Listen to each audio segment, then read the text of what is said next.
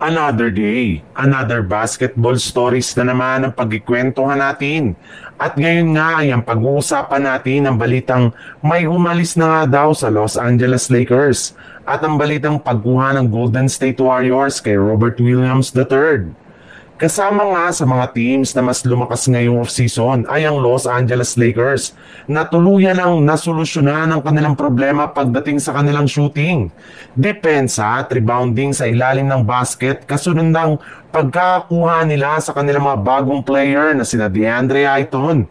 Marcus Smart at Jake LaRavia na siyang makakasama na nina LeBron James, Luka Doncic, Rui Hachimura, Jackson Hayes, Austin Reeves, Jared Vanderbilt, Dalton Kenick at si Gabe Vincent. Pero bago pa man nga magumpisa ang kanilang magiging kampanya next season, ay meron na ngang isang player ang tuluyan ang umalis sa kanilang lineup, which is eto nga ay walang iba kundi si Cole Swider na umalis sa team at pumirma na ng 1-year deal sa kanyang magiging bagong koponan na Anadolu Efes sa Europe. Base nga sa ibinulgar na balita ng NBA writer na si Mark Stein, makakakuha nga daw dito si Swider ng sweldo na nagkakahalaga ng mahigit sa $600,000 sa loob lamang ng isang taon.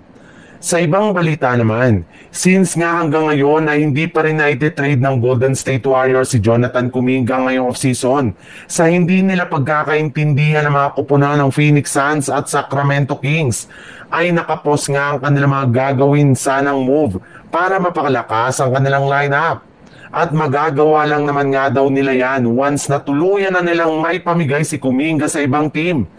Pero hindi rin naman nga ito dapat ipangamba ng kanilang mga fans dahil sinigurado na nga ng kanilang front office na makakagawa sila ng move bago pa man magtapos ang season. Sa katunayan, base nga sa kalalabas pa lang na balita ngayong araw, makikipag-trade talk pa nga daw ang Warriors sa front office ng Portland Trail Blazer para makuha sina Jrue Holiday at Robert Williams III gamit ang kanilang mga player na sina Jonathan Kuminga at Brandon Podziemski.